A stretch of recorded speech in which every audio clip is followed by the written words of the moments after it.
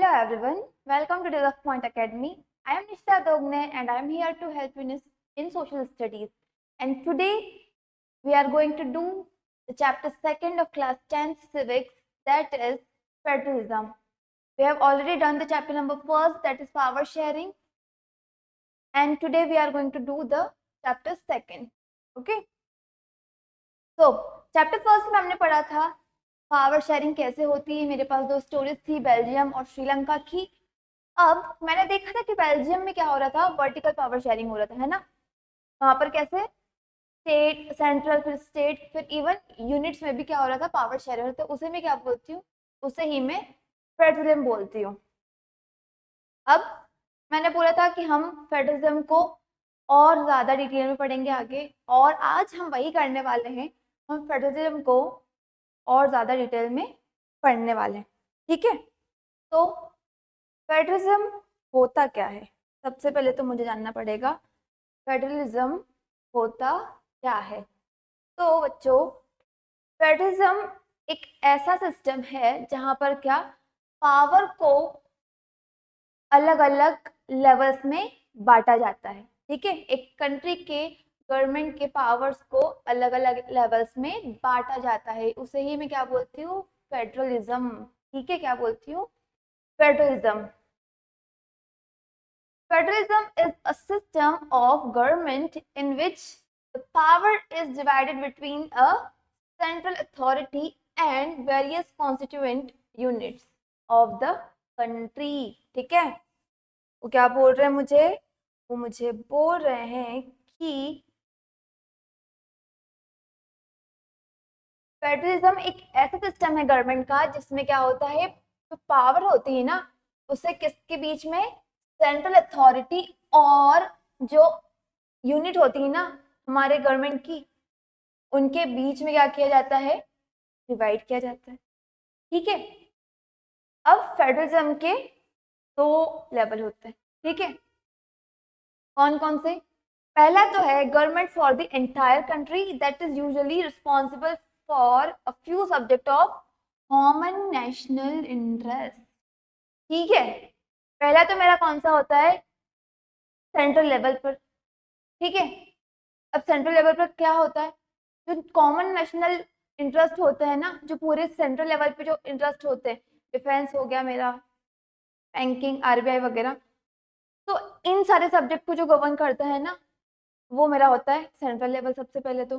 और दूसरा आता है मेरे पास government at the level of provinces और states that look after day to day administration of what, of their states, ठीक है। दूसरा मेरे कहाँ पे होता है, स्टेट लेवल पर होता है, जहाँ पर क्या होता है, अलग अलग स्टेट अपने डे टू डे एडमिनिस्ट्रेशन करने के लिए उनके स्टेट का अलग अलग एडमिनिस्ट्रेशन करते हैं उनके इंटरेस्ट के हिसाब से, ठीक है। अब क्या होता है, ये जो दोनों स्टेट्स है ना, दोनों गवर्नमेंट्स है ना, लेवल गवर्नमेंट के जो लेवल है वो इंडिपेंडेंट होते हैं, ठीक है। उनकी जो पावर होती है ना, वो कैसी होती है, वो इंडिपेंडेंट होती है, ठीक है। नेक्स्ट मेरे पास आता है फीचर्स ऑफ फेडरलिज्म, ठीक है। अब फेडरलिज्म को मैं बहुत अच्छे से समझ पाऊंगी उसके फीचर्स से, ठीक है। किसी भी चीज को हम और बेहतर तरीके से समझ सकते हैं with the help of their characteristic और फीचर्स, ठीक है। देयर आर टू और मोर लेवल्स और टीयर्स ऑफ गवर्नमेंट, मैंने अभी बोला था अलग अलग लेवल्स होते हैं, ठीक है। तो फेडरलिज्म में क्या होता है, दो या दो से ज्यादा लेवल्स होते हैं या टीयर्स होते हैं। टीयर्स यहाँ पे मैं सो की बात नहीं कर रही, यहाँ पे टीयर्स का मतलब भी क्या होता है, लेवल्स ही होता है। तो क्या हो रहा है, मेरे पास दो या दो से ज्यादा लेवल्स होते हैं गवर्नमेंट के, ठीक है। Different tears of government rule over same citizen but have their own jurisdiction regarding legislation, taxation and what, administration। अब वो क्या बोल रहे हैं मुझे, अलग अलग लेवल्स की जो गवर्नमेंट है मेरे, उसके अलग अलग लेवल जो है वो सेम सिटीजन पर रूल तो करते हैं, लेकिन उनके अलग अलग एरिया ऑफ कंट्रोल होते हैं, ठीक है। जुरिडिक्शन का मतलब एरिया ऑफ कंट्रोल, ठीक है, power to make legal judgement, ठीक है।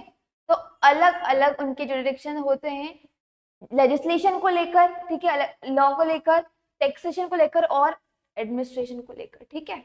उन जो अलग अलग लेवल है वो सेम सिटीजन पर करते तो है रूल, लेकिन उनके अपने अपने अलग अलग एरिया ऑफ कंट्रोल होते हैं, ठीक है, ठीक है।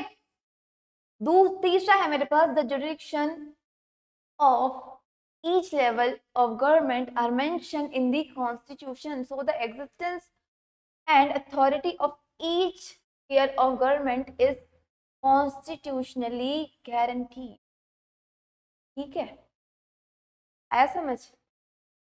मतलब वो बोल रहा है कि अलग अलग लेवल्स की गवर्नमेंट के अलग अलग जो लेवल है ना, उनके अपने अपने एरिया ऑफ कंट्रोल कहाँ पर कॉन्स्टिट्यूशन में मेंशन है पहले से ही। मतलब उनकी क्या क्या अथॉरिटीज है, क्या क्या वो कहाँ कहाँ रूल्स कर सकती है, क्या क्या उनकी पावर्स होगी, वो पहले से ही कॉन्स्टिट्यूशन में मेंशन की गई है, ठीक है। उसके बाद मेरे पास है the changes in the fundamental provision of the constitution require what, require the consent of both the levels of government, ठीक है, ठीक है। वो क्या बोल रहे हैं मुझे कि अगर मुझे प्रोविजंस में फंडामेंटल जो प्रोविजंस लॉ है, अगर मुझे उसमें अगर कोई भी चेंज अगर करना है ना, तो सिर्फ सेंट्रल गवर्नमेंट की मनमानी नहीं चलेगी, वहां पे मुझे क्या करना पड़ेगा, दोनों लेवल का कंसेंट लगेगा मुझे, ठीक है। अगर स्टेट गवर्नमेंट अगर अप्रूव नहीं करती है तो वो प्रोविजन में चेंज नहीं होगा, ठीक है। यहाँ पर क्या बोल रहे हो मुझे, सिर्फ सेंट्रल लेवल ही अपनी मनमानी नहीं कर सकती है, उसे स्टेट गवर्नमेंट जो है उसका भी कंसेंट लेना होगा, ठीक है।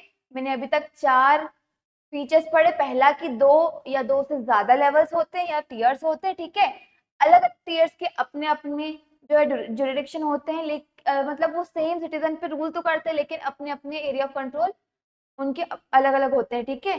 तीसरा है अपने अपने जो लेवल है उनके जुरिडिक्शन जो है वो सारे मेंशन है कहाँ पर, कॉन्स्टिट्यूशन में, ठीक है। सारा कॉन्स्टिट्यूशन में जो है हमारे इंडियन कॉन्स्टिट्यूशन है उसमें सारा मेंशन है कि किसकी कितनी पावर होगी, कौन कहाँ पर रूल करेगा, ठीक है। चौथा है मेरे पास अगर मुझे कोई भी कॉन्स्टिट्यूशन में अगर चेंज करना है प्रोविजन में, तो मुझे दोनों ही लेवल का कंसेंट लगेगा। नेक्स्ट मेरे पास आता है court have power to interpret the constitution and the power of different levels of government.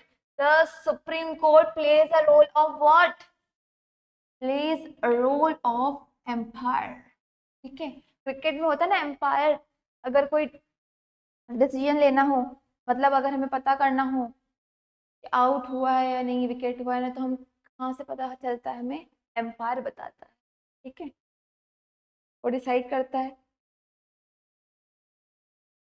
तो यहाँ पर भी क्या होता है, जो सुप्रीम कोर्ट है ना वो as a umpire role play करती है, ठीक है।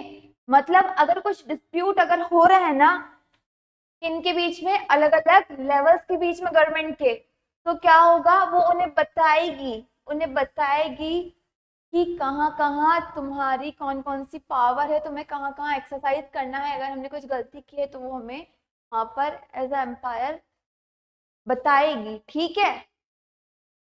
फिर आता है मेरे पास source of revenue of each level are clearly mention to ensure its financial autonomy. मतलब जो सोर्स ऑफ रेवेन्यू है ना, कहाँ से टैक्स जनरेट होगा, कहाँ से हम कौन कौन सा टैक्स कौन कौन सी लेवल लेगी, ठीक है। तो ये सारा पहले से ही ऑलरेडी मेंशन है हमारे कॉन्स्टिट्यूशन में, क्लियरली पहले से ही मेंशन है कि किस किस लेवल का कौन कौन सा सोर्स ऑफ रेवेन्यू होगा, ठीक है, ठीक है। लास्ट मेरे पास आता है the federal system has dual objective, ठीक है।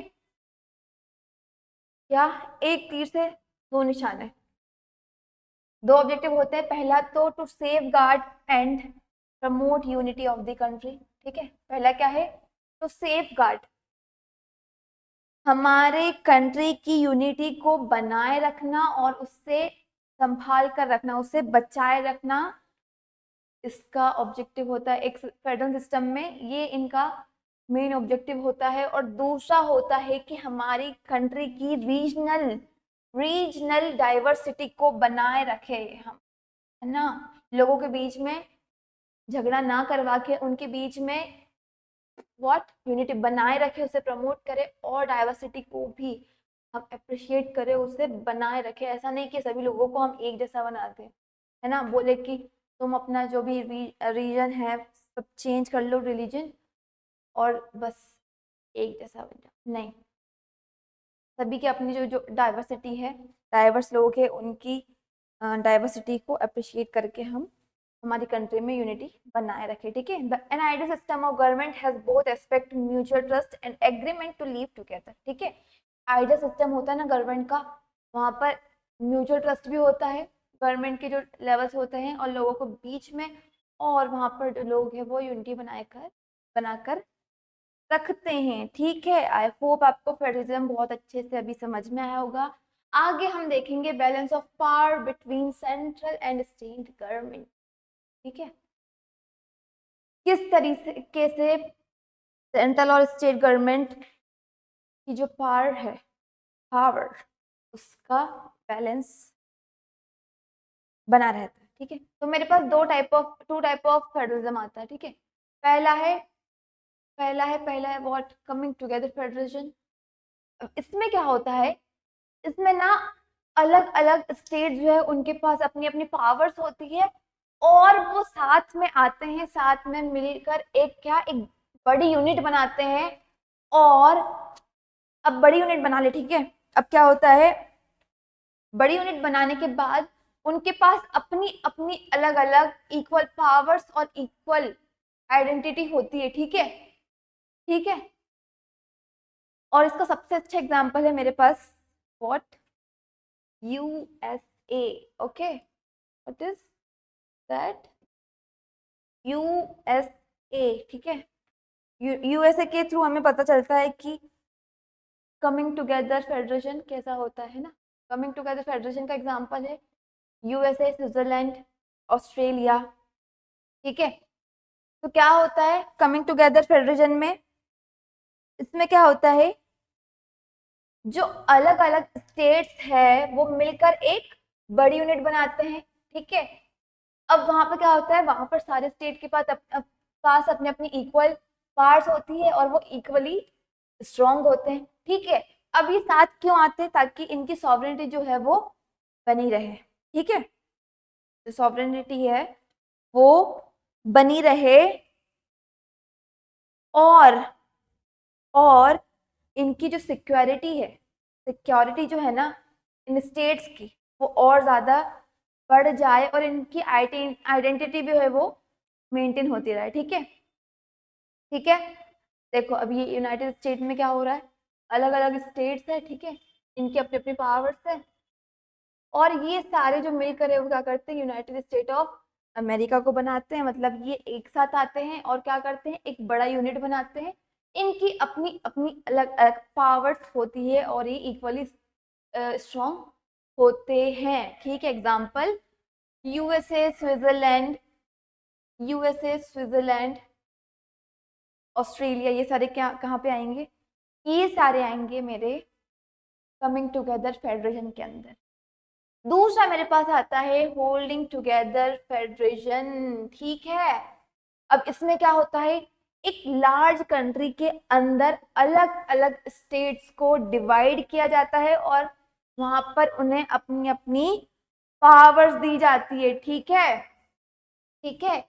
वहां पर क्या होता है, एक होती है नेशनल गवर्नमेंट मेरे पास जो है सेंट्रल, और दूसरा होता है मेरे पास स्टेट गवर्नमेंट, ठीक है, ठीक है। फॉर एग्जाम्पल मेरा इंडिया। अब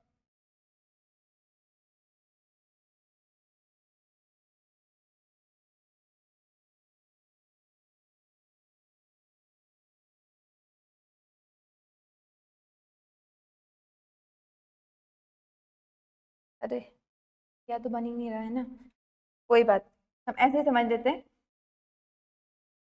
कि हमारा जो फॉर एग्जाम्पल इसे ही मान लेते हैं हम इंडिया, ठीक है। अब यहाँ पे क्या हो रहा है, यहाँ पे अलग अलग स्टेट्स है, ठीक है, अलग अलग स्टेट्स है। तो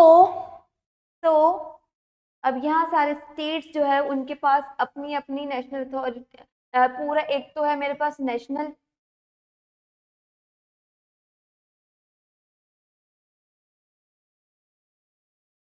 समझ में नहीं आ रहा है।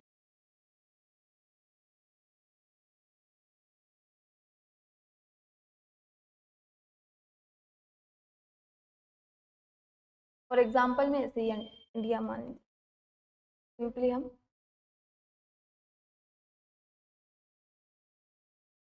ये मेरा इंडिया हो गया। अब यहाँ पे क्या हो रहा है, यहाँ पे अलग अलग स्टेट्स हैं, ठीक है, कोई इससे छोटा है कोई बड़ा है ना, किसी के पास ज्यादा पॉपुलेशन है किसी के पास कम है। तो ये सारे मिलकर क्या कर रहे हैं, एक कंट्री को बना रहे हैं, ठीक है। और इस कंट्री में एक मेरे पास होगी सेंट्रल गवर्नमेंट और दूसरा मेरे पास क्या होगी, स्टेट गवर्नमेंट। अब इन दोनों के पास जो है वो अपनी अपनी पावर्स होती है, ठीक है। लेकिन यहाँ पे क्या होता है, यहाँ पे इक्वल पावर्स डिस्ट्रीब्यूशन नहीं होता है, ठीक है। यहाँ पर क्या होता है, यहाँ पर सेंट्रल जो गवर्नमेंट होती है ना उसके पास ज्यादा पावर होती है compare to the state government, ठीक है।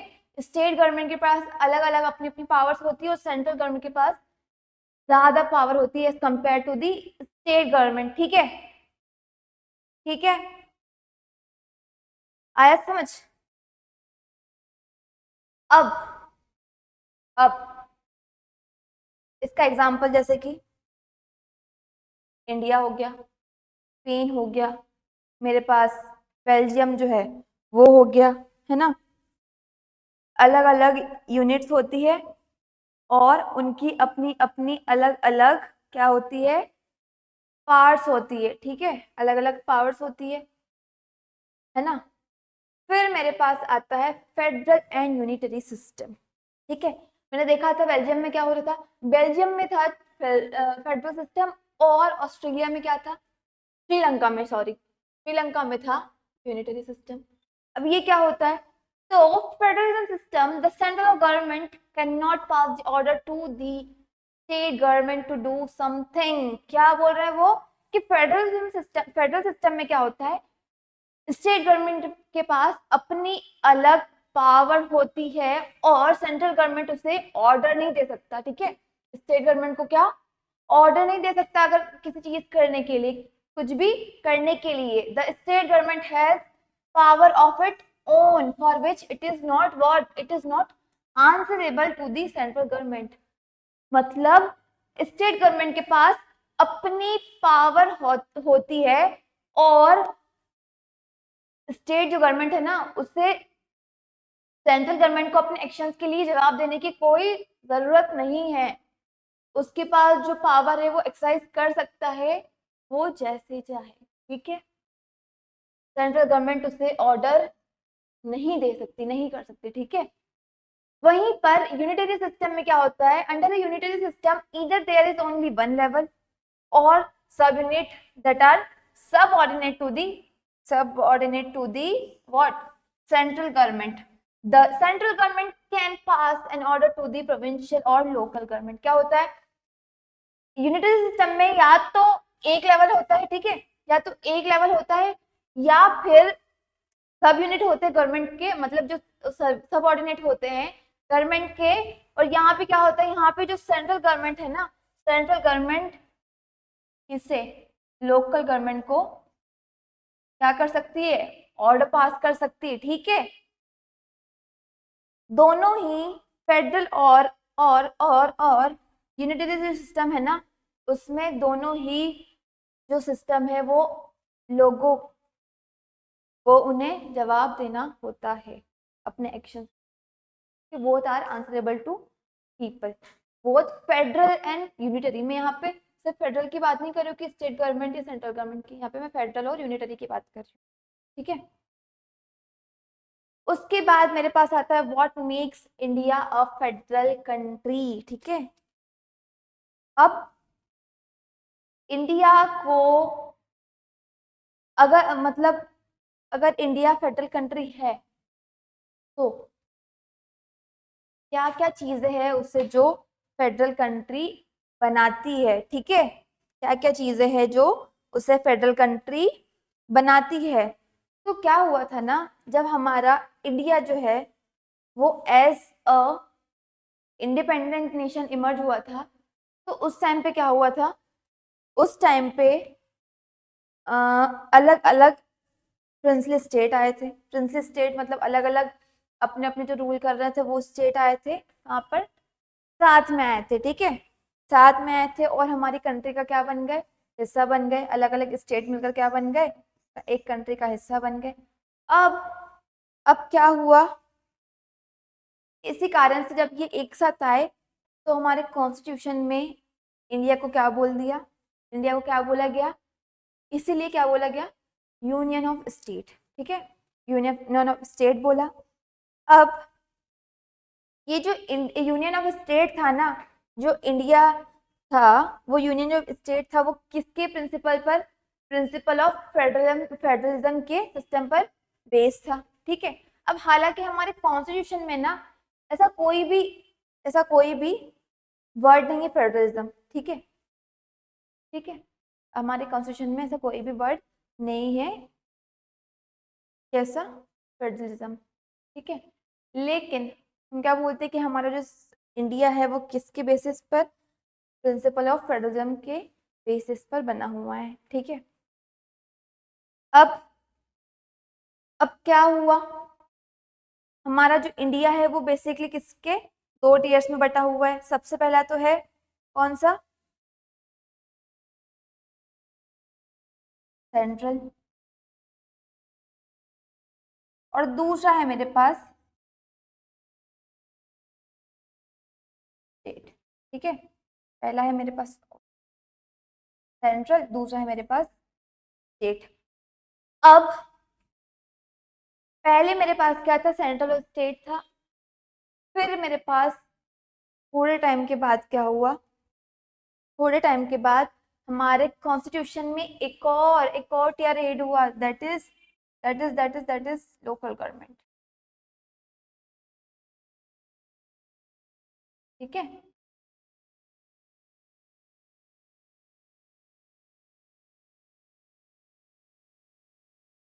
लोकल गवर्नमेंट भी, ठीक है। पहले मेरे पास क्या था, पहले मेरे पास दो टीयर्स थे, that is state and central government. फिर मेरे पास थोड़े टाइम के बाद एक और टीयर ऐड हुआ मेरे कॉन्स्टिट्यूशन में, वो था लोकल गवर्नमेंट, ठीक है। आगे पढ़ेंगे क्यों ऐसा हुआ, लेकिन अभी सिर्फ इतना याद रख लो। अब कौन कौन से ऐसे फैक्टर्स है जो मेरी इंडिया को एक फेडरल कंट्री बनाते हैं। सबसे पहले तो टू और मोर लेवल ऑफ गवर्नमेंट, सबसे ही बेसिक फीचर जो था फेडरल सिस्टम का वो था टू और मोर लेवल्स। तो मेरे इंडिया के पास भी क्या है, दो या दो से ज्यादा लेवल्स है गवर्नमेंट के, ठीक है। India has 3 levels of government, that is central, state and local, ठीक है। क्योंकि मेरे इंडिया के पास सेंट्रल, स्टेट और लोकल 3 लेवल है गवर्नमेंट के, इसलिए मैं बोल सकती हूँ इंडिया एक फेडरल कंट्री है। फिर आता है 3 लिस्ट। अब क्या फीचर्स है, the power are divided between the central state by 3 list. Power किसके बेसिस पर, 3 लिस्ट के बेसिस पर सेंट्रल और स्टेट में बटी हुई है। पहला तो है यूनियन लिस्ट, दूसरा है मेरे पास स्टेट लिस्ट, और तीसरा मेरे पास क्या आता है, को करंट लिस्ट। अब मैं इसे और डिटेल में पढ़ूंगी। फिर आता है मेरे पास रिजिड कॉन्स्टिट्यूशन, ठीक है।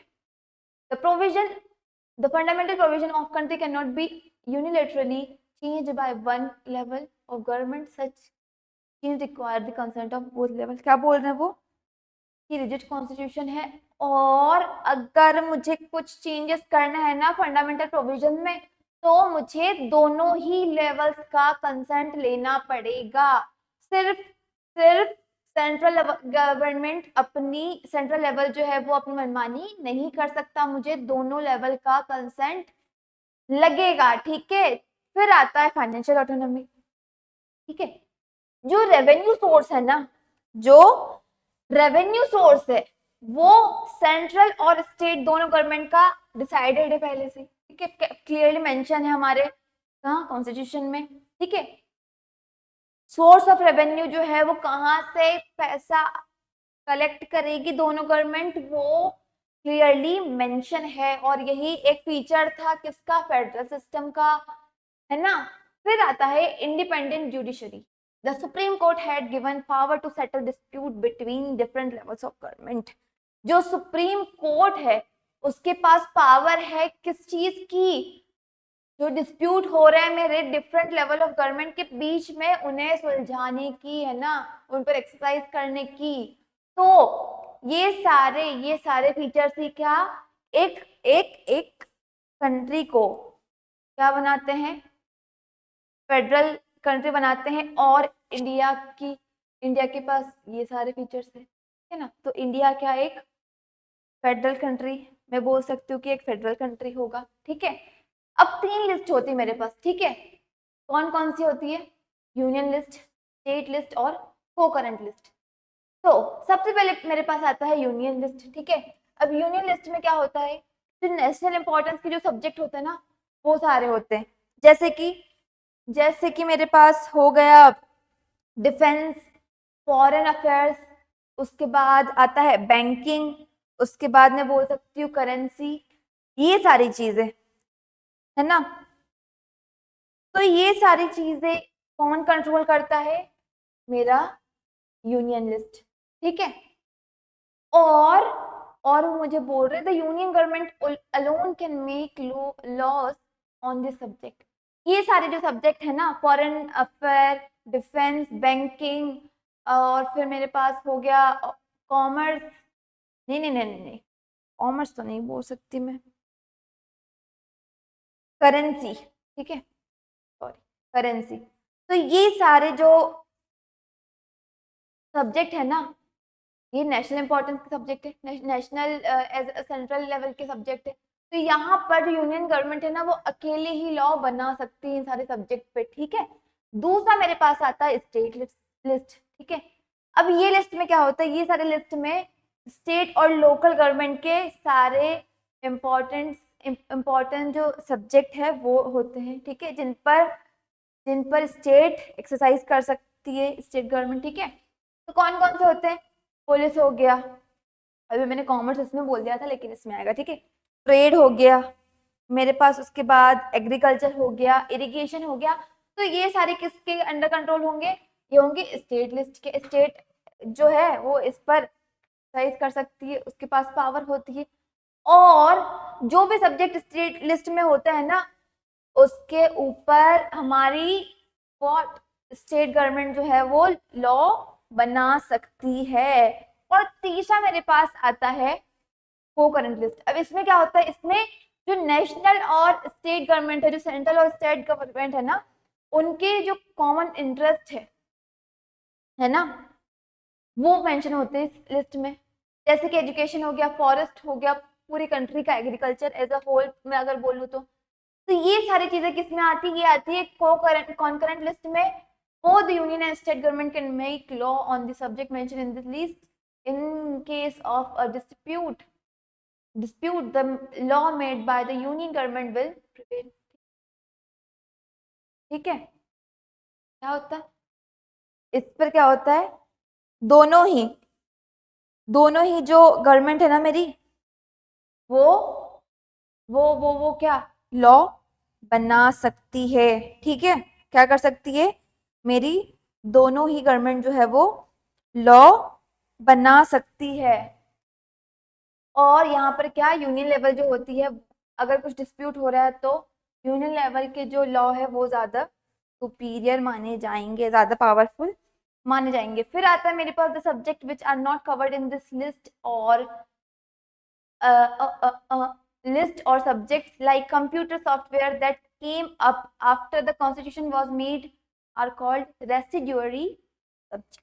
वो क्या बोल रहे हैं मुझे, वो सारे सब्जेक्ट जो इस लिस्ट में, इन सारे लिस्ट में नहीं आए हैं, इन सारे लिस्ट में क्या मेंशन नहीं हुए हैं, जो वो सारे सब्जेक्ट जो कॉन्स्टिट्यूशन बनने के बाद आए हैं, वो सारे सब्जेक्ट किसके अंदर आएंगे, वो आएंगे रेसिड्यूरी सब्जेक्ट्स के अंडर, ठीक है। और इसमें क्या होता है, यहाँ पर कॉन्स्टिट्यूशन के अकॉर्डिंग जो यूनियन गवर्नमेंट है उसके पास पावर होती है इन्हें लेजिस्लेट करने की, इन पर लॉ बनाने की। ठीक है, आया समझ?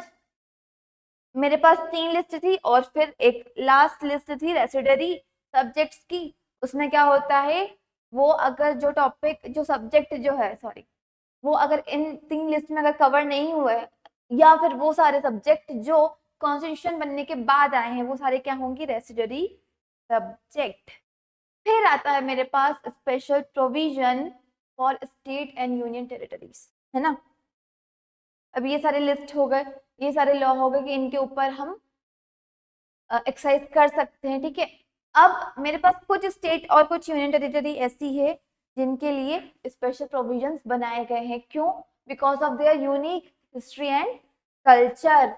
जैसे कि in India states like Assam, Nagaland, Arunachal Pradesh and Mizoram have special power because of there what, मैंने अभी बताया, यूनिक हिस्ट्री एंड कल्चर। उनकी यूनिक हिस्ट्री और कल्चर के कारण क्या हो रहा है, उनके लिए स्पेशल प्रोविजंस बनाए गए हैं। ठीक है, क्या हुआ है, उनके लिए स्पेशल प्रोविजंस बनाए गए हैं। जैसे कि article 371 of Indian constitution give this state extra power to protect their right and culture of the indigenous people of this state. क्या बोल रहे हैं, आर्टिकल 37 जो है इंडियन कॉन्स्टिट्यूशन का, उसमें क्या बोला गया है, उसमें इन स्टेट्स को क्या एक्स्ट्रा पावर दी गई है, किस चीज के लिए, ताकि उनकी जो राइट्स है, उनका जो कल्चर है वो प्रोटेक्ट रहे। किनका, यहाँ के जो पर्टिकुलर सोसाइटी है, या फिर बोल सकती हूँ पर्टिकुलर जो लोग है ना, उनकी राइट और उनका जो कल्चर है वो बचा रहे। उसे प्रोटेक्ट करने के लिए क्या हुआ, हमने आर्टिकल 37 को इम्प्लीमेंट किया। ठीक है, मतलब उनके लिए ही ये आर्टिकल बनाया गया, कहाँ पर, इंडियन कॉन्स्टिट्यूशन। ठीक है, फिर मेरे पास जैसे कि वो they can make their own rule about who can by land और वर्क फॉर स्टेट गवर्नमेंट। जैसे कि वो लोग खुद अपने रूल्स बना सकते हैं कि कौन कौन जमीन खरीद सकता है और कौन कौन स्टेट गवर्नमेंट के अंडर वर्क क्या कर सकता है, वर्क कर सकता है। ठीक है, फिर मेरे पास आता है similar special provisions also exist for some other states of India as well. ठीक है, क्या कि ऐसे ही कुछ स्पेशल प्रोविजंस जो है वो मेरे अलग इंडिया के अलग अलग स्टेट्स में जो कुछ स्टेट्स है उनके लिए भी बनाए गए हैं because of their unique history and culture. ठीक है, फिर आता है there are some units of Indian union which enjoy very little power, है ना। कुछ यूनिट्स है मेरे इंडियन यूनियन की जो बहुत थोड़ी सी पावर जो है वो एंजॉय करते हैं। These area were too small to become an independent state. ठीक है, ये बहुत ज्यादा छोटे होते हैं कि अगर मैं इन्हें मतलब अगर स्टेट बनाने का सोचो भी, इंडिपेंडेंट स्टेट बनाने का, तो ये बहुत ज्यादा छोटे होते हैं तो मैं बना नहीं पाती, और could not be merged with any existing state। क्या बोल रहे वो कि ये जो एरियाज होते हैं ना वो इतने छोटे होते हैं कि मैं उन्हें इंडिपेंडेंट स्टेट भी नहीं बना सकती, और इतने बड़े होते हैं कि मैं उन्हें एक स्टेट के साथ मर्ज भी नहीं कर सकती। These areas like Chandigarh, Lakshadweep, Delhi are called what, union territories.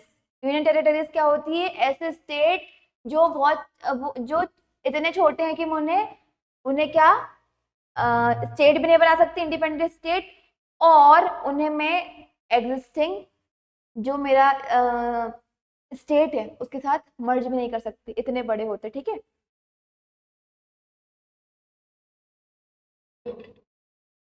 जैसे कि चंडीगढ़, लक्षद्वीप, दिल्ली, ये सारे है ना, ये सारे किसके अंदर, यूनियन टेरिटरीज होती हैं।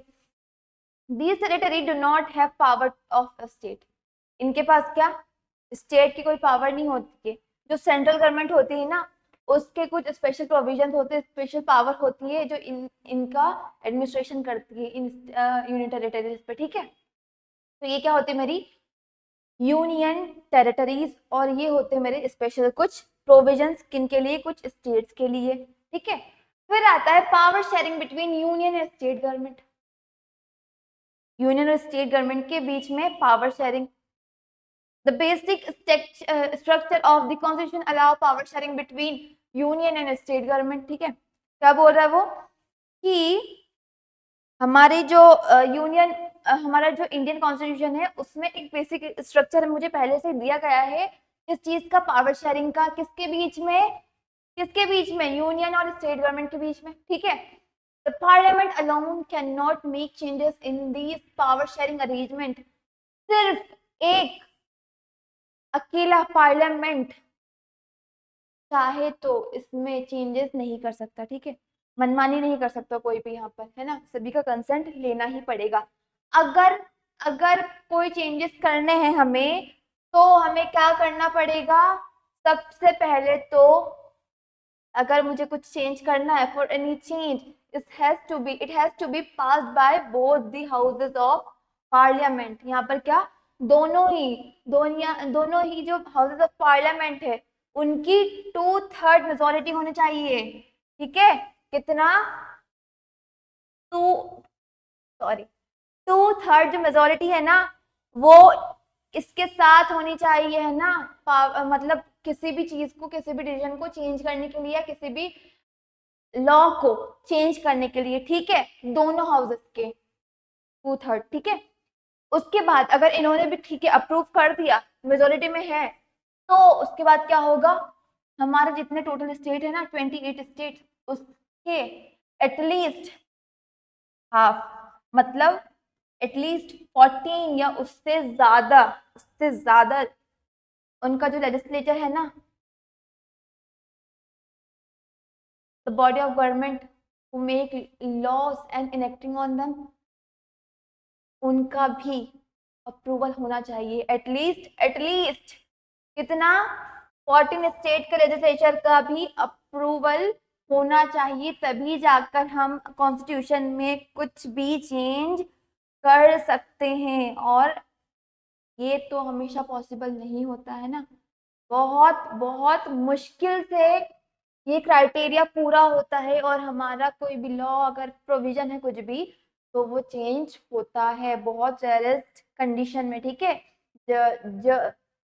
The judiciary plays an important role in supervising the implementation of constitutional provision and procedure, ठीक है। जो जुडिशरी है ना मेरा, है ना, वो मेक लीगल जजमेंट, वो क्या, उनका एक बहुत इम्पॉर्टेंट रोल होता है कहाँ पर, इन लॉज को, इन जो प्रोविजंस है कॉन्स्टिट्यूशन प्रोविजन और प्रोसीजर को इम्प्लीमेंट करने में। In case of any dispute regarding the division of power the high court and supreme court make the decision. अगर कुछ डिस्प्यूट हो गया डिवीजन ऑफ पावर को लेकर तो क्या होगा, हाई कोर्ट और जो सुप्रीम कोर्ट है ना वो क्या करेंगे, वो डिसीजन लेंगे, कौन सही है कौन गलत है, किसके पास कितनी पावर होगी, कौन कहाँ पर एक्सरसाइज करेगा, ये सारी चीजें, ठीक है। फिर आता है both union and state government have the power to raise the resources by levying taxes in order to carry on the government and the responsibility assigned to each of them, ठीक है। क्या बोल रहे हैं, दोनों ही यूनियन और state government के पास पावर होती है अपने अपने रिसोर्सेस को बढ़ाने में, बाय लेविंग दी टैक्स लगाकर चीजों पर, ठीक है। अपने रिसोर्सेस को वो बढ़ा सकते, दोनों के पास अपनी अपनी पावर्स होती है, ठीक है, ताकि जो गवर्नमेंट है वो आगे अपना काम क्या करती रहे और उन्हें जो भी रिस्पॉन्सिबिलिटी असाइन की गई है हर एक पार्ट को अच्छे से एडमिनिस्ट्रेशन उनका करती रहे, ठीक है। तो ये क्या था मेरे पास, power sharing between union and state government. फिर आता है मेरे पास how federalism is practised in India. Federalism कैसे प्रैक्टिस किया जाता है इंडिया में, किस तरीके से स्टेट्स को डिवाइड किया गया है, कैसे पावर साइन किए, ठीक है। तो पहले मेरे पास आता है लिंग्विस्टिक स्टेट्स, ठीक है। स्टेट्स को हमने कैसे डिवाइड किया है? On the basis of their language, ठीक है, on the basis of their language. तो क्या हुआ था ना 1947 में जब हमें फ्रीडम मिली थी, जब हमें इंडिपेंडेंस मिली थी, उस टाइम पे बहुत सारे स्टेट्स की, बहुत सारे क्या स्टेट्स की बाउंड्रीज को चेंज किया गया था। जो ओल्ड बाउंड्रीज थी उन्हें न्यू फॉर्म में क्या चेंज किया गया था। अब इन्हें कैसे चेंज किया था? इन्हें according on the basis of people speaking the language, उसके बेसिस पे चेंज किया गया था, ठीक है। कैसे? कितने लोग किस भाषा में कहाँ कहाँ पर बात कर रहे हैं, इस बेसिस पर हमने क्या किया था? चेंज किया था, लिंग्विस्टिक डाइवर्सिटी के बेसिस पर, ठीक है, ठीक है। मतलब कैसे कि हम ये उन लोगों ने इंश्योर किया था कि जो लोग सेम लैंग्वेज बोल रहे हैं ना, जो लोग सेम लैंग्वेज बोल रहे हैं वो सेम स्टेट में रहे। इस हिसाब से स्टेट्स को बनाया गया था। अब क्या हुआ था, बहुत लोगों ने क्या किया था, इसका अपोज भी किया था, है ना, ठीक है। बहुत लोगों ने इसका अपोज भी किया था। उन्होंने क्या बोला था? बहुत सारे नेशनल लीडर्स ने कि इससे क्या होंगे, बहुत सारे डिस्प्यूट्स होंगे, ठीक है। इससे क्या होंगे, बहुत सारे क्या डिस्प्यूट्स होंगे, ठीक है। डिसइंटीग्रेशन हो जाएगा, अलग अलग जो इंडिया है वो पूरा अलग अलग हिस्सों में बंट जाएगा, है ना, यूनिटी नहीं बनी रहेगी। लेकिन क्या हुआ, इस चीज के कारण, लिंग्विस्टिक स्टेट के कारण क्या हुआ, लिंग्विस्टिक स्टेट्स के कारण और ज्यादा यूनिटी होगी लोगों के बीच में, ठीक है। अब सारे स्टेट्स को हमारा लैंग्वेज के बेसिस पे नहीं किया गया था उन्होंने डिवाइड।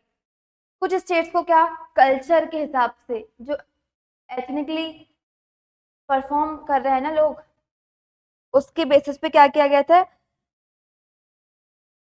डिवाइड किया गया था।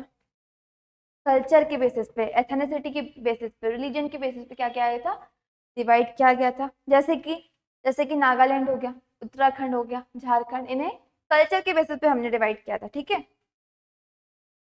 तो many old states have vanished and many new states have been created। अभी मैंने बताया कि बहुत सारे जो पुराने स्टेट थे वो वैनिश हो गए, खत्म किया, और नए स्टेट्स को क्या बनाया गया, ठीक है। कब? इंडिपेंडेंस के टाइम पे। Areas, boundary and names of the states have been, क्या बोल रहे हैं कि जो स्टेट्स है ना, उनके एरिया को, उनकी बाउंड्रीज को, उनके नामों को इवन चेंज किया गया, ठीक है। उस टाइम पर जब न्यू स्टेट्स क्रिएट हो रहे थे तब। This was done to ensure that people who spoke the same language live in the same state, ठीक है। क्या ये इंश्योर करके कि जो लोग सेम लैंग्वेज बोल रहे हैं ना वो सेम स्टेट में रहे, ठीक है। Some states were created to recognize differences on the basis of culture, ethnicity और geography, ठीक है। कुछ स्टेट्स को ज्योग्राफी के बेसिस पे या कल्चर या मैं बोल दूं एथनिसिटी के बेसिस पर क्या किया गया था, डिवाइड किया गया था, ठीक है। स्टेट्स को बनाया गया था, ठीक है। आया समझ में? Linguistic state. फिर आता है language policy. In Indian constitution did not give the status of national language to any one language, ठीक है। हम बोलते हैं कि हमारी जो नेशनल लैंग्वेज वो हिंदी है, लेकिन सच ये है कि हमारी कोई भी नेशनल लैंग्वेज नहीं है, ठीक है। हिंदी हमारी नेशनल लैंग्वेज नहीं है। जो हिंदी है ना वो हमारी ऑफिशियल लैंग्वेज है, ठीक है। क्या है? ऑफिशियल लैंग्वेज है। Hindi was identified as the official language. Beside Hindi, there are 21 what? Language recognized as scheduled language by the Constitution.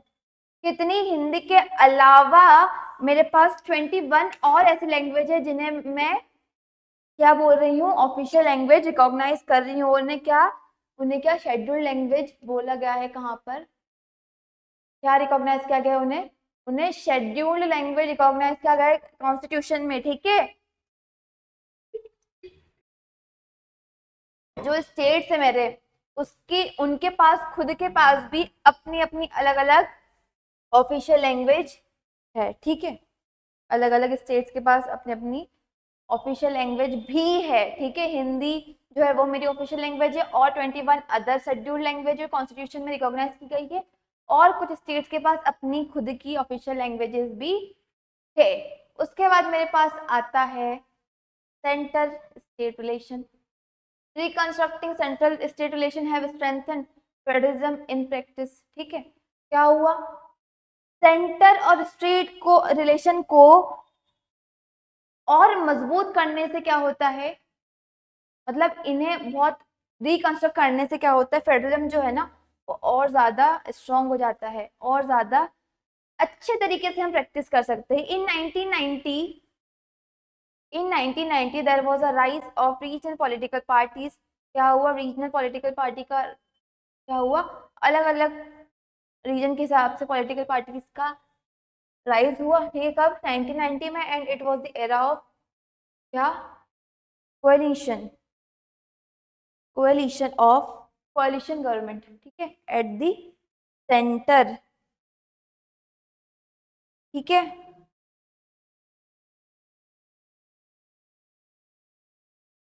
इसमें क्या होता है, कोएलिशन गवर्नमेंट में क्या होता है, तो या दो से ज्यादा पार्टीज जो है वो साथ में आती है, और एक उनका कॉमन प्रोग्राम होता है, ठीक है। दो या दो से ज्यादा पॉलिटिकल पार्टी एक गवर्नमेंट बनाती है, ठीक है, और उनका जो है वो एक और क्या करती हैं, एक कॉमन प्रोग्राम को अडॉप्ट करती हैं, ठीक है। तो उस टाइम पे ये हुआ था 1990 में। This led to a new culture of power sharing and respect for the autonomy of the state government. इससे क्या हुआ था, एक नया कल्चर स्टार्ट हुआ था पावर शेयरिंग का, है ना, और और जो स्टेट की ऑटोनॉमी थी और ज्यादा बढ़ गई, ठीक है। अब मेरे पास आता है डिसेंट्रलाइजेशन इन इंडिया, ठीक है। अब मेरे पास क्या आता है, decentralisation in India. India is a vast country and can not be run only through a two tier system. The state in India are as large as independent countries of Europe, ठीक है। क्या बोल रहे हैं, India जो है ना वो एक वास्ट कंट्री, ठीक है। कैसी कंट्री है, वास्ट, बहुत बड़ी कंट्री है, और सिर्फ टू टीयर सिस्टम से वो नहीं चल सकती, सिर्फ सेंट्रल और स्टेट गवर्नमेंट के थ्रू वो नहीं चल सकती। इंडिया के जो स्टेट है ना वो इतने, यूरोप के जो स्टेट्स है ना, यूरोप की जो इंडिपेंडेंट कंट्री है ना, इतने बड़े बड़े स्टेट्स हैं इंडिया के, ठीक है।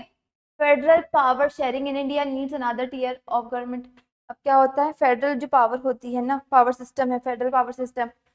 अब हमारा इंडिया इतना बड़ा है कि हमें क्या एक और टीयर की जरूरत लग रही है, गवर्नमेंट की एक और टीयर की जरूरत लग रही है। Below that of the state governments of states like Uttar Pradesh, Maharashtra have huge population and they internally very diverse। क्या बोल रहे हैं कि हमारे जो इंडिया है ना उसके कुछ स्टेट्स, जैसे कि उत्तर प्रदेश, महाराष्ट्र हो के, इनके पास बहुत बहुत ज्यादा पॉपुलेशन है, और ये अंदर ही अंदर बहुत ज्यादा डाइवर्स भी है ना। तो इसके लिए मुझे क्या चाहिए, एक और टीयर चाहिए, ठीक है। Thus, there is a need for power sharing within each state। अब स्टेट्स के बीच में भी, स्टेट के अंदर भी हमें क्या पावर शेयरिंग की जरूरत हो रही है। When power is taken away from central and state government and given to local government, it is called decentralization। अब क्या होता है, जब पावर हम सेंट्रल और स्टेट गवर्नमेंट से लेकर लोकल गवर्नमेंट को दे देते हैं तो हम उसे क्या बोलेंगे, उसे हम बोलेंगे डिसेंट्रलाइजेशन, ठीक है। अब क्या हो रहा है कि पावर शेयरिंग की जरूरत स्टेट्स के अंदर भी लग रही है, तो अब हम क्या करेंगे, स्टेट और सेंट्रल गवर्नमेंट से पावर लेकर किससे, सेंट्रल लोकल गवर्नमेंट को देंगे, और इसे ही हम क्या बोलेंगे, इसे हम बोलेंगे decentralisation, The basic idea behind decentralization is that there are a number of problems and issues which are best settled at the local level. ठीक है, क्या बोल रहे हैं कि बेसिक आइडिया सेंट्रलाइजेशन का क्या था, डिसेंट्रलाइजेशन हमने मेन मोटिव हमारा क्या था, क्यों किया, क्योंकि ऐसी बहुत सारी प्रॉब्लम्स है हमारे इंडिया में, ऐसे बहुत सारे इश्यूज है जो कि सिर्फ लोकल लेवल पे ही बहुत अच्छे तरीके से सेटल हो सकते हैं। इसलिए हमने क्या किया, सेंट्रल और स्टेट लेवल से पावर लेकर हमने लोकल लेवल को गवर्नमेंट को दिया और एक थर्ड टियर बनाया गवर्नमेंट का, जिससे हम क्या बोलते हैं, लोकल गवर्नमेंट बोलते हैं। ठीक है, ये देखो डिसेंट्रलाइजेशन। ठीक है, स्टेट गवर्नमेंट है, उसके बाद वो एडमिनिस्ट्रेशन कर रही है वहां पर यूनियन टेरिटरी पे, और स्टेट गवर्नमेंट को अपनी अलग पावर दी है। अब स्टेट गवर्नमेंट जो है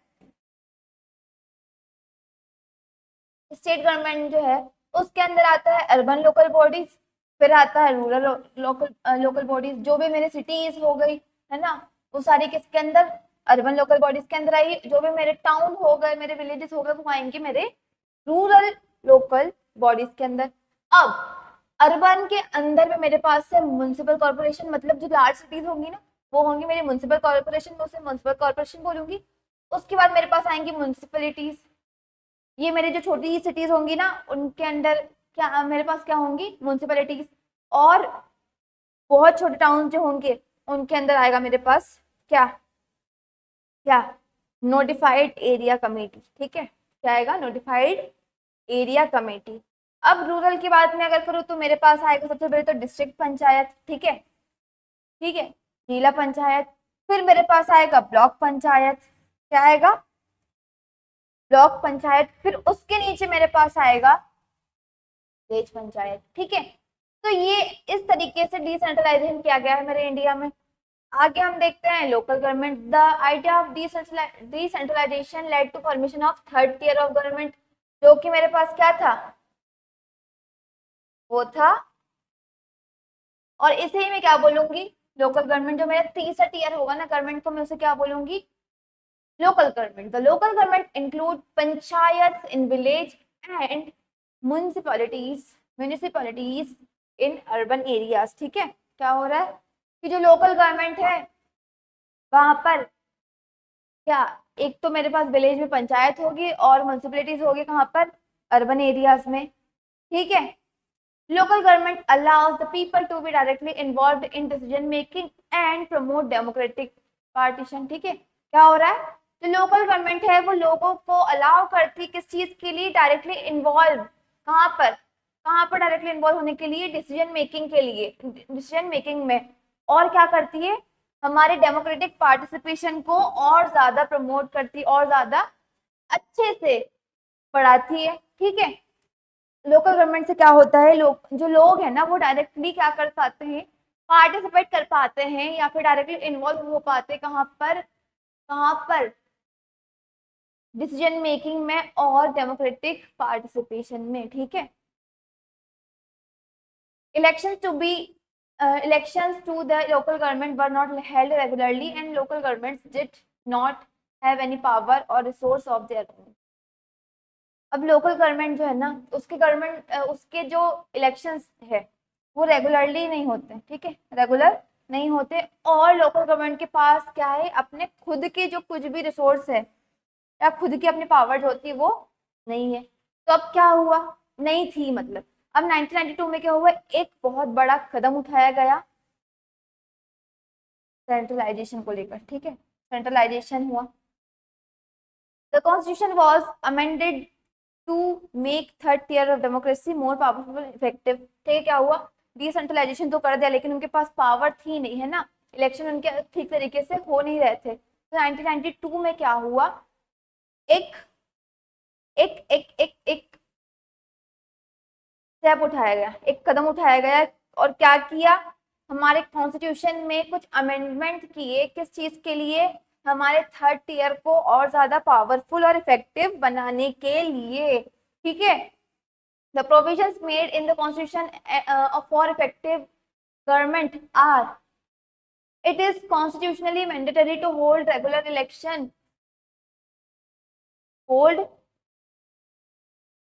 elections to local government bodies, क्या बोल रहे हैं, मैंडेटरी है, मतलब बहुत, मतलब जरूरी है, इंपॉर्टेंट है क्या,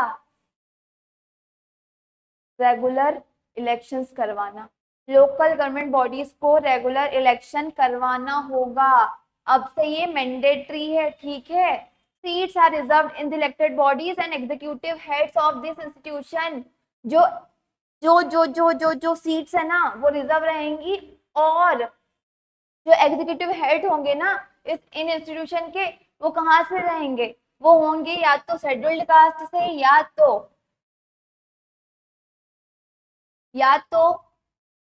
शेड्यूल्ड ट्राइब, या फिर अदर बैकवर्ड क्लासेस से। ठीक है, ठीक है, सीट्स रिजर्व होगी, और जो इलेक्टेड एग्जीक्यूटिव हेड्स होंगे इन इंस्टीट्यूशंस के, वो क्या होंगे, वो क्या होंगे, वो इन तीनों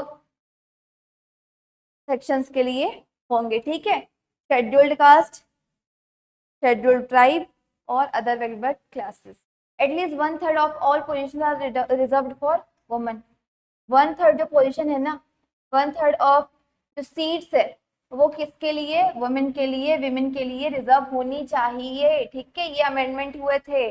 the state election commission SEC, state election commission जो थी वो हर स्टेट में बनाई जाएगी, किस चीज के लिए, रेगुलर म्युनिसिपल और पंचायत इलेक्शंस को कंडक्ट करने के लिए। The state government are required to share some power and revenue with local government bodies. The nature of sharing varies from state to state. क्या बोल रहे हैं, जो स्टेट गवर्नमेंट है ना उससे अपने कुछ पावर जो है और अपना कुछ रेवेन्यू है वो किसके साथ, लोकल गवर्नमेंट के साथ शेयर करना पड़ेगा। ठीक है, और ये जो शेयरिंग है ना वो अपने अलग अलग स्टेट से अलग अलग स्टेट में वेरी होंगे, मतलब है ना साइज के हिसाब से, या फिर मैं देख लूँ वहाँ की ज्योग्राफी के हिसाब से अलग अलग शेयरिंग जो है नेचर जो है शेयरिंग का वो वेरी करेगा। ठीक है, ये सारे थे अमेंडमेंट जो कहाँ पर 1992 में कॉन्स्टिट्यूशन में हुए थे। किस चीज के लिए, किस चीज के लिए, हमारी लोकल गवर्नमेंट को और ज्यादा इफेक्टिव और स्ट्रॉन्ग बनाने के लिए। ठीक है, पंचायती राज सिस्टम। ठीक है, अब रूरल लोकल गवर्नमेंट की मैं बात करूंगी। ठीक है, in India rural local government is popularly known as Panchayati Raj system. जो रूरल लोकल गवर्नमेंट होती है ना, जो गाँव में जो गवर्नमेंट होती है ना, लोकल लेवल रूरल लेवल पर जो गवर्नमेंट होती है उसे हम क्या बोलते हैं, पंचायती राज सिस्टम बोलते हैं। Each village and group of villages in some state has a gram panchayat.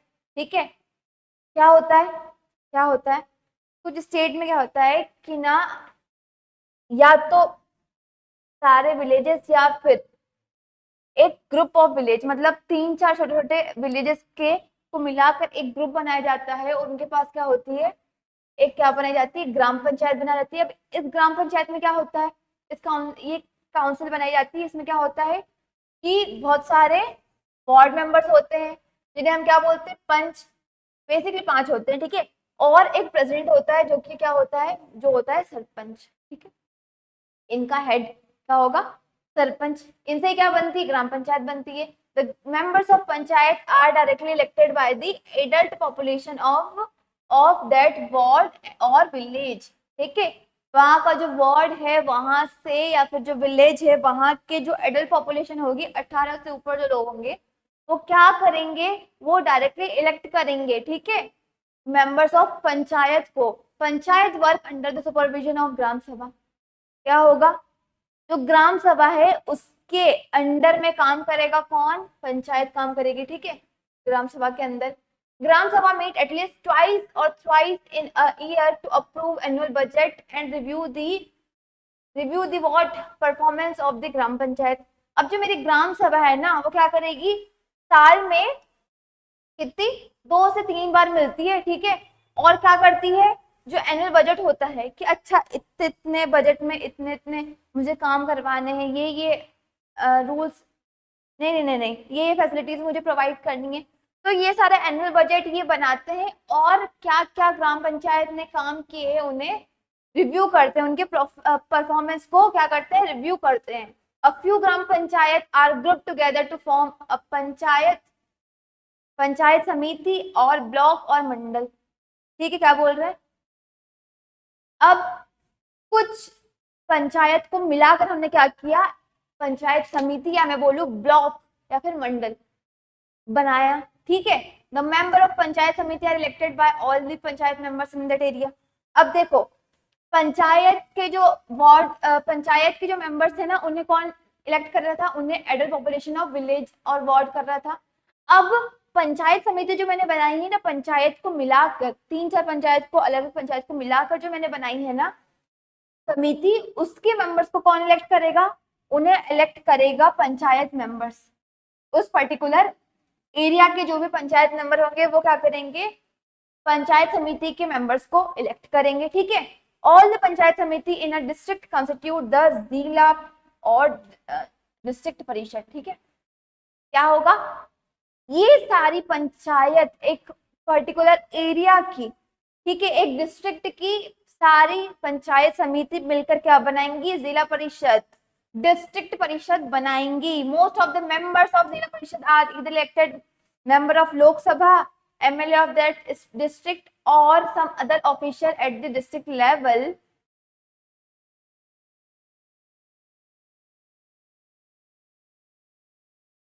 Level bodies, the chairperson of zila parishad is it's political head. ठीक है, क्या बोल रहे हैं कि जो भी जिला परिषद होंगे ना डिस्ट्रिक्ट की, वो सारे मिलकर जिला परिषद बना, सॉरी, जो पंचायत समिति होगी सारी एक डिस्ट्रिक्ट की, वो बनाएंगे मिलकर जिला परिषद। और सारे जो मेंबर्स होंगे ना जिला परिषद के, वो तो ज्यादातर या तो लोकसभा के मेंबर्स होंगे या फिर उनमें से कुछ मेंबर जो होंगे वो एमएलए, वहां का एमएलए होगा, ठीक है, डिस्ट्रिक्ट का, या फिर जो डिस्ट्रिक्ट लेवल पर जो ऑफिसर्स जो है कुछ काम कर रहे हैं ना, वो होंगे कहाँ? जिला परिषद के मेंबर्स। ठीक है, और जो चेयरपर्सन होता है ना वो जिला परिषद का, वही क्या होता है? वहां का पॉलिटिकल हेड होता है। ठीक है, आज का लास्ट टॉपिक है मेरे पास म्युनिसिपैलिटीज। म्युनिसिपैलिटीज, ठीक है, local government bodies for urban areas are known as municipalities. ठीक है, क्या क्या बोल रहे हैं वो कि जो लोकल गवर्नमेंट है अर्बन एरियाज में, ठीक है, अर्बन एरियाज में जो म्युनिसिपैलिटीज है ना, सॉरी, अर्बन एरियाज में जो लोकल बॉडीज है ना, वो क्या होंगी? वो होंगी मेरी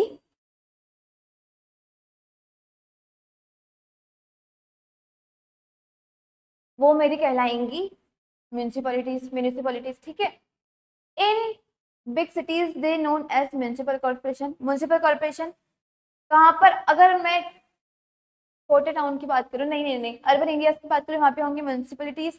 और थोड़ी और अगर ज्यादा लेवल पे जाऊँ, मतलब बड़ी सिटी में जाऊँ, वहां पर होंगी municipal corporations. Both these local government bodies are controlled by elected bodies of consisting of people representatives। ठीक है, जो भी people representatives होंगे ना, जो भी चेयरपर्सन होंगे, वो ही इन लोकल बॉडीज को कंट्रोल करेंगे। ठीक है, ठीक है, वहां की जो भी इलेक्टेड बॉडीज होगी ना, वो लोग क्या करेंगे? इनको कंट्रोल करेंगे। किसको? लोकल गवर्नमेंट बॉडीज को। ठीक है, the chairperson of municipality is the political head of that municipality. ठीक है, जो चेयरपर्सन होगा ना वो क्या होगा? पॉलिटिकल हेड होगा। कहाँ का? म्युनिसिपैलिटी का। और जो पॉलिटिकल म्युनिसिपल कॉर्पोरेशन का पॉलिटिकल हेड होगा वो क्या होगा? वो होगा वहां का, उसे हम क्या बोलेंगे? मेयर। ठीक है, क्या बोलेंगे? Mayor. The constitutional state of local government has helped to strengthen democracy in our country। जो कॉन्स्टिट्यूशन स्टेट होता है ना, लोकल गवर्नमेंट जो होती है हमारी, है ना, वो क्या करती है? लोकल गवर्नमेंट जो है ना, वो हेल्प करती है हमारी इंडिया की डेमोक्रेसी को, या हमारी कंट्री की डेमोक्रेसी को और ज्यादा मजबूत बनाने में। It also increase the women representation in our democracy.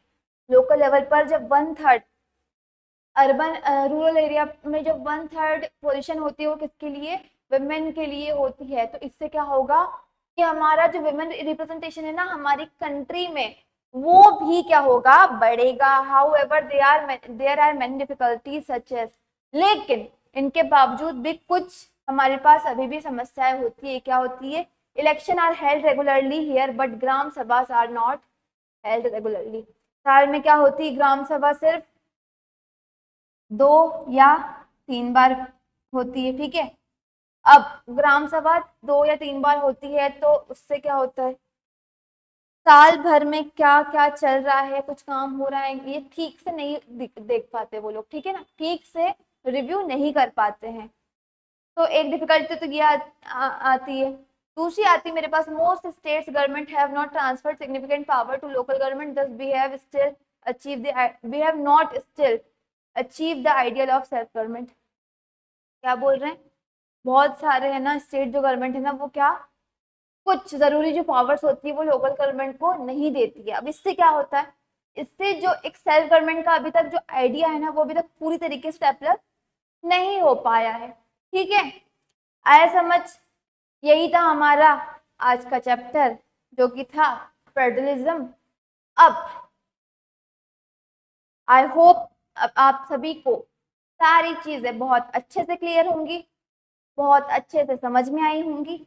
अगर कोई भी टॉपिक ऐसा है जो मुझसे छूट रहा है या फिर आपको अच्छे से समझ में ना आया हो तो आप मुझे कमेंट सेक्शन में बता सकते हैं। हम उस पर अलग से स्पेसिफिक टॉपिक के ऊपर एक वीडियो बना लेंगे, है ना। और अगर वीडियो आपको अगर पसंद आया हो तो लाइक कर दीजिए, और अगर बेनिफिशियल है तो अपने दोस्तों के साथ भी शेयर कीजिए। Till then thank you everyone, and नए हो तो चैनल को सब्सक्राइब कर देना, ठीक है।